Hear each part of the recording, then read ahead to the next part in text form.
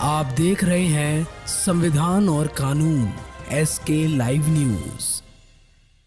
सहारनपुर जनपद के गंगोह ब्लॉक क्षेत्र के सिकंदरपुर गांव में हुआ किसान गोष्ठी का आयोजन। कार्यक्रम में जनपद शामली के एक जागरूक किसान, एग्रीकल्चर कृषि विशेषज्ञ डॉक्टर चौधरी सचिन वालियान ने किसानों को जैविक उर्वरक को लेकर के उनके मन के व्याप्त भ्रांतियों को दूर करते हुए जागरूक किया है। वहीं सुदेश चौधरी ने भी अपने विचारों को साझा किया। प्रधानमंत्री नरेंद्र मोदी जी बार बार किसानों को जैविक खेती के बारे में बता रहे हैं। बीजेपी सरकार किसानों को जैविक की तरफ लाने का प्रयास कर रही है। बता दें जिसका प्रकार से किसान कीटनाशक दवाइयों का प्रयोग कर अपनी आय को बढ़ाना चाहते हैं, परंतु अपनी भूमि को ज्यादा दिनों तक पैदावार देने योग्य नहीं रह सकते। जिस प्रकार से कीटनाशक दवाइयों का प्रयोग हमारी फसलों में हो रहा है, उससे बीमारी सीधे हमारे द्वार पर दस्तक दे रही है। सचिन वालियान जी ने किसानों को बड़े ही सटीक तरीके से समझाया है। इस अवसर पर भारतीय जनता पार्टी के किसान मोर्चा से डॉक्टर विजय सिंह, कटार सिंह व संदीप खटाना, ब्रजेश त्यागी, 2 दर्जन से अधिक किसानों ने भाग लिया। किसानों को ये समझाया गया कि किसान परंपरागत खेती के साथ साथ आधुनिक तौर तरीकों को भी अपनाएं, और आधुनिक तौर तरीकों में ख़ास तौर से ये बताया गया है कि जैविक खाद का वो उपयोग करें, क्योंकि जैविक खाद ही वो एक उर्वरक है जो हमारी मिट्टी की उर्वरा शक्ति को बढ़ाता है और हमें एक बहुत ही शुद्ध क्वालिटी का उत्पादन वो देता है। जबकि इसके विपरीत हम ये समझ सकते हैं कि पेस्टिसाइड और रासायनिक उर्वरक हमारे जहाँ एक तरफ हमारी मिट्टी को ख़राब करते हैं, वहीं दूसरी तरफ हमारे उत्पादन की क्वालिटी को इतना जहरीला बना देते हैं जो आम जनमानस के लिए बहुत खतरनाक है। कैसा रिजल्ट रहा इसका? हमने खेत में यूज किया और बहुत सारे किसानों को भी यूज करवाया है अपने क्षेत्र में। इसी चीज़ को देखते हमने आज यहाँ पे एक किसान गोष्ठी रखी है और बहुत अच्छे रिजल्ट मिलते हैं जैविक के।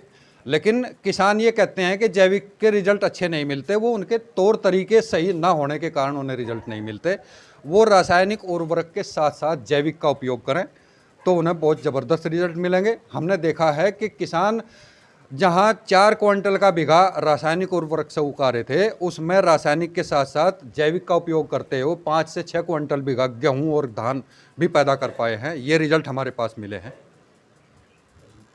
सहारनपुर का गंगोह क्षेत्र और गंगोह क्षेत्र का सिकंदरपुर गांव, हम सिकंदरपुर गांव में हैं जहां किसान गोष्ठी है। और जिस प्रकार की किसानों की समस्याएं हैं, बड़ी समस्याएं हैं, कीटनाशक से किस तरह छुटकारा पाएं और फसल को कैसे बचाएं, कैसे लौटें उस पुराने भारत की तरफ जहां किसान खुशहाल था। जी संजीव वालियान जी हैं, विशेषज्ञ हैं कृषि विभाग से। जी बताइए क्या कैसे छुटकारा पा सकते हैं हम इससे? सबसे पहले तो मेरा आप सभी को नमस्कार। और आज गंगोह क्षेत्र के गांव सिकंदरपुर में आया हूं और किसी ने मुझे इनवाइट किया है।